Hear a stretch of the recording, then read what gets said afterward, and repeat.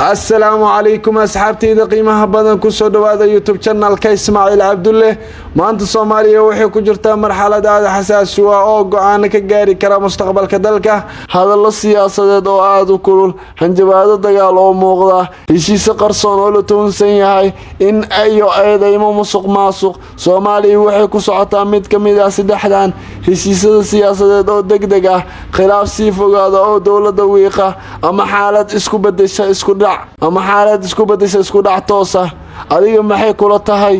ma dhawaa heshiisyadan qarsoon ma dhici kara dagaal u dhaxeeya dawladda iyo maamul goboleedyada yaa dhab ahaantii ka faa'iideysan kara xaaladan hadalla kulul oo islaafsanayaan madaxda ugu sarreysa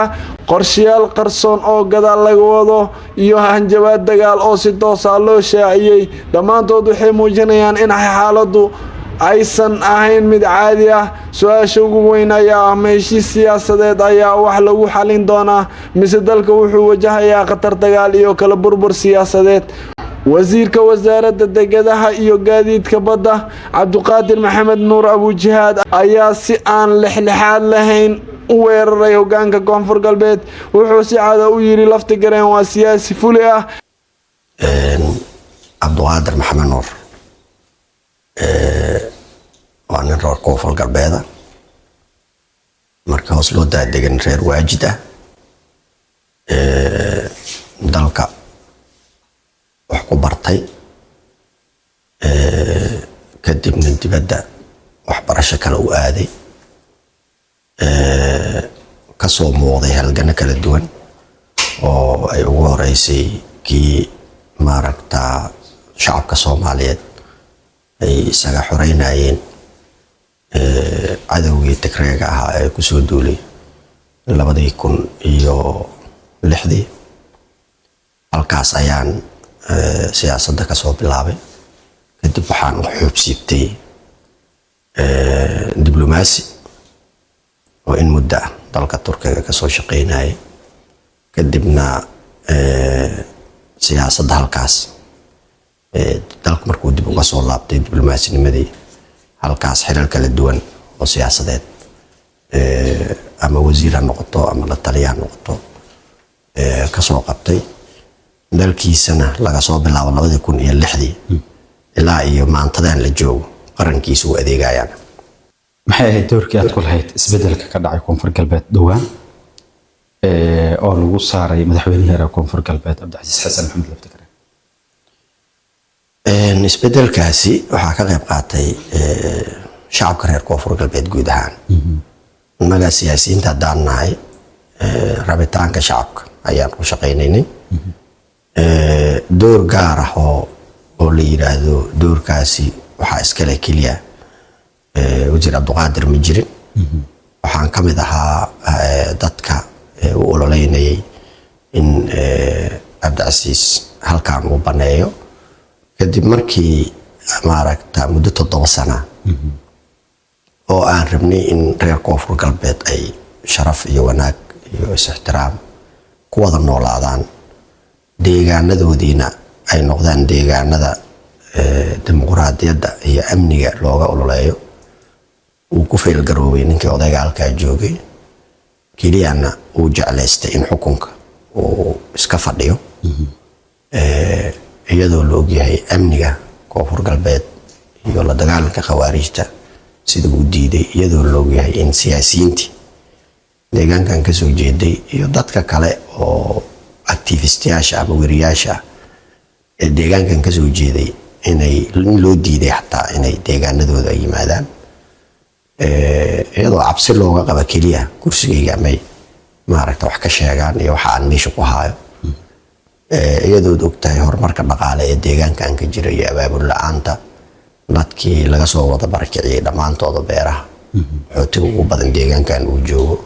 aragti siyaasadeed la'aantaas uu deegaanka ku hayay oo ay u sii dheer tahay in wixii qaranka Soomaaliyeed waqtiga badan geliyay oo ay doorashadii qof iyo codka ahayd soo noola soo waday oo loogu dulqaadanayay waxyaabahan kale culeysaadka jiraan markii ugu dambeysay yiri aniga waa isku caanshoy marka intay Koonfur Galbeed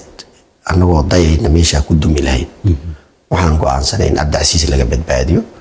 koonfur galbeedna ay sideeda noogu jirto anigu marka waxaan ka mid ah dadka ololeynayay kana shaqeynayay in nidaamkaas meesha uu ka baxo laakiin dadka reer koonfur galbeed way u dhamaayeen aniga hadda siyaasi damiir iyo dareen leh oo halgalkaas ka maqnaa inuu jiro uma malaynayo waana waxay ahayd wada saxa in la maro oo haba iska qodax badnaato laakiin natiijadeedu ay noqon doonto natiijo wanaagsan reer koonfur galbeedna ay dowladoodii maaragta hadda way u jirtaa way u shaqeysaa hal qof ka baxay kaliya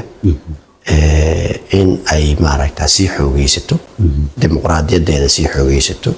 shaqadeedana sii xoogeysato ayaan rajaynaynaa waayahay qaabka lagu wajahay ma kula ekeyd qaab sax ah sababtoo ah baydhabo oo intaas bulsho ay ku nool yihiin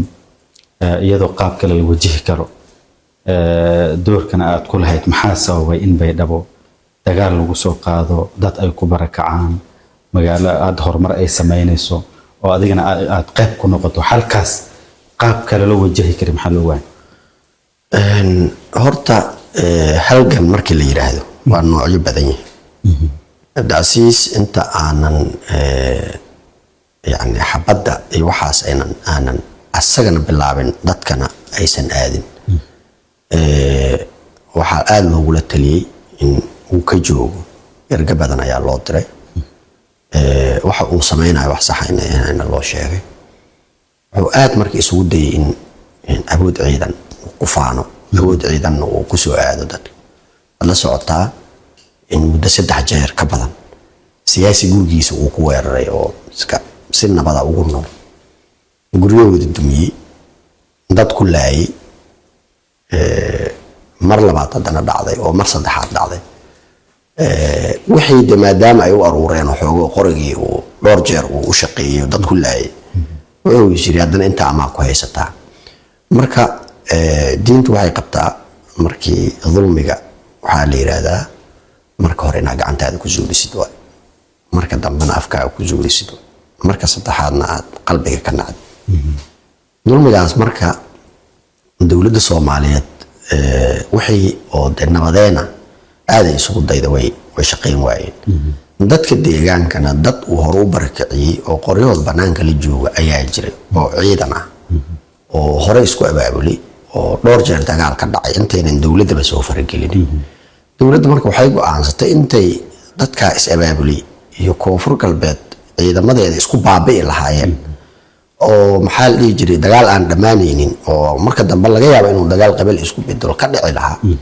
waxay go'aansatay in systemka ay badbaadiso oo ninka systemka dhibaatada ku ah Cabdicasiis laga badbaadiyo anigu shakhsiyan marnaba aaminsanayn in Cabdicasiis cid u dararayso oo dhimanaysa ay jirto sidii inuu dhacday marka dadka way isla joogeen way iska warhaayeen maadaama isla joogeen oo iska warhaayeen nin walba awoodda ku tashanayo oo inay u dirarto ku tashanayo waa la qiyaasi karayay marka Cabdicasiis staafkiisa xataa inay u dararayeen ma aaminsan aniga sidii u dhacday magaalada ayadoon dhib ka dhicin oo culays badan ka dhicin oo dagaal badan ka dhicin ayaa dagaal u dhaco way muuqatay oo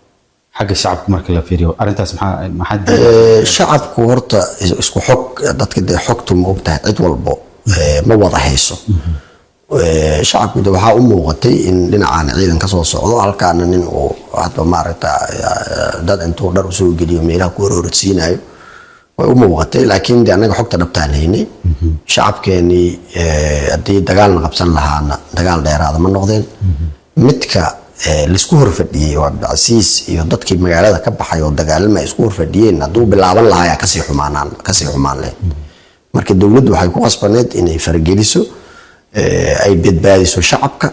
ayna ma aragta xukunkii ninkii yahay in meesha ka rarto waayahay inta ciidamada dawladda aysan la wareegin ka hor waxaa jirtay cabsi weyn oo ah joogitaanka ciidamada Itoobiya ee Baydhabo warar baa sheegay in ciidamada Itoobiyaanku systemkii hore ay difaaciyeen hujumkii soo socdayna ay ku adkaan doonto xaaladaas warar kala duwan kulli waad ka warhaysaa maxay idin sahlay gabagabadii inaad ku qanacisaan ciidamada Itoobiya maxaad ku qanacisaan horta systemkii hore ciidamada Itoobiya difaacay kaliya ma dheheenin shabaabana difaacayna way dhahayeen waxyaabaha ay dadka iyaga taageera ku qancinayaan ayay kamid ahayd tactiigooda ayay kamid ahayd ciidamada Itoobiya waa ciidamada yani dawladda Soomaaliyeed heshiiskeedii ku jooga waxay kamid yihiin ciidamada EUSOM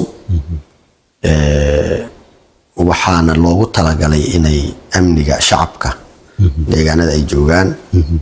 iyo xarumaha waaweyn ee dawladdu iyo kuwa shacabku ee boorada ay kamid yihiin ay ilaaliyaan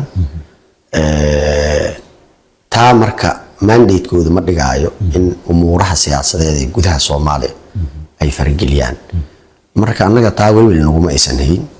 oo waxaas waa iska warxmata shir lagu dhibaateynayo dawladda Itoobiya iyo ciidamadeedii waa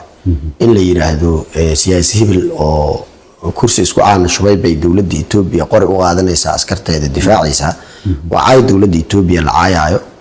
waa maaragta aflagaad missionka meeshan joogo lagu aflagaadeynayo marka wax idinka aad ku qancisaan maya anaga wax gaaro inaan ku qancin ay nooga baahan yihiin ma jirto mandate-kooda way yaqaanaan waxa dalka ay u joogaan way fahansan yihiin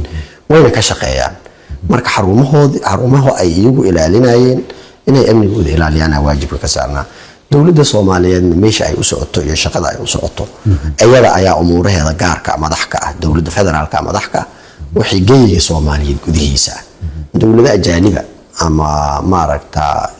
dawladda kale inay deegaanadeedii umuurihiisi hoos maaragta ay isula aadaan waajib ah meesha ma yaalo marka dawladda Soomaaliyeed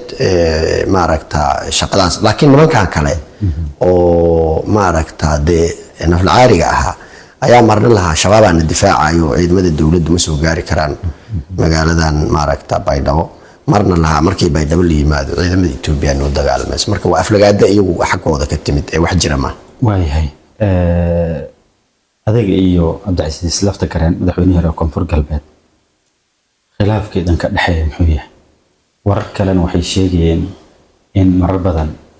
xilka qaadistaada uu dalbaday Cabdicasiis horta wuxuu ahaa siyaasi aad u fulay ah oo dib badan ku haya xilka heesmidiisa mararka uu dalbanayo in aniga xilka la iga qaado kaliya ma ahayn dad badan uu dalbanayay wasiir ah maaragta hatta wasiir dawliyaala ayuu dalbanayay in xilka laga qaado marka siyaasi walba reer Koonfur Galbeed oo isleeyahay amaad maxaa la dhihi jiray wax un siyaasadda mustaqbalka ka noqda ayuu target gareysanay marka nin xilkiisa iyo wuxuu haay cabsi ku hayso ayuu ahaa anigu dhowr jeer ayaan marna aan kala leexanay marna aan heshiinay mar walboon heshiinana heshiisku ka baxay waxa ka bixinayeen cabsidaas aan ku sheegayo ayay ahayd marka yani ani asaga isku kursi manihin oo marka laga hadlaayo xildhibaannimada laakiin marka laga hadlaayo kuraasta waaweyn dalka laga qaban karo isku xisaab ayaana marka walwalkiisa intaasuu ahay shakhsiyan wax gaar ah oo naga dhaxeeyay oo dagaal ma jirin marka ninka siyaasiga aan waxa la rabaa mulkiga Ilaahay bixiyo in dadka siyaasadda hanka kale oo siyaasadda raba inay ay meel ka gaaraan waxa la rabaa inay si siman ay u tartamaan maanta madaxweynaha haystay waxa laga yaabaa in awoodaas uu haysto uu isleeyahay qof walba madax soo qaadi karo oo siyaasi ah hal laga hor istaago xilhayntiisana dib ayuu ku hayay hadalkan ayaa si weyn u gelgelay saaxada siyaasadda maadaama uu yahay weerar toos ah oo aan horey loogu baran mas'uuliyiin heer federaal ah intaan kuma ekaan wuxuu sidoo kale sheegay in lafta gareen uu dhowr jeer dalbaday in xilka laga qaado taasoo dhalisay su'aalo culus ma jira cadaadis qarsoon oo lagu hayo hoggaanka koonfur galbeed mise waa dagaal siyaasadeed oo wejigiisa banaanka u soo baxay wasiirka ayaa sidoo kale eedan culus u jeediyay taliisho isagoo ku tilmaamay qof fidno ka dhex abuuraya bulshada kala qaybinaya dadka arintan waxay muujinaysaa in khilaafku uusan ku koobnayn hal dhinac oo kaliya balse uu gaaray heer amni iyo heer bulsho cabduqaadir abuujihaad ayaa si la yaab leh ugu jawaabay su'aal ku saabsan musharaxnimadiisa isagoo yiri aniga musharax mihi walina ma dhihin waan ahay jawaabtan ayaa dhalisay faham ah inuusan weli shaacin qorshihiisa dhabta ah in uu sugayo waqti ku haboon ama inuu qayb ka yahay qorshe ballaaran oo siyaasadeed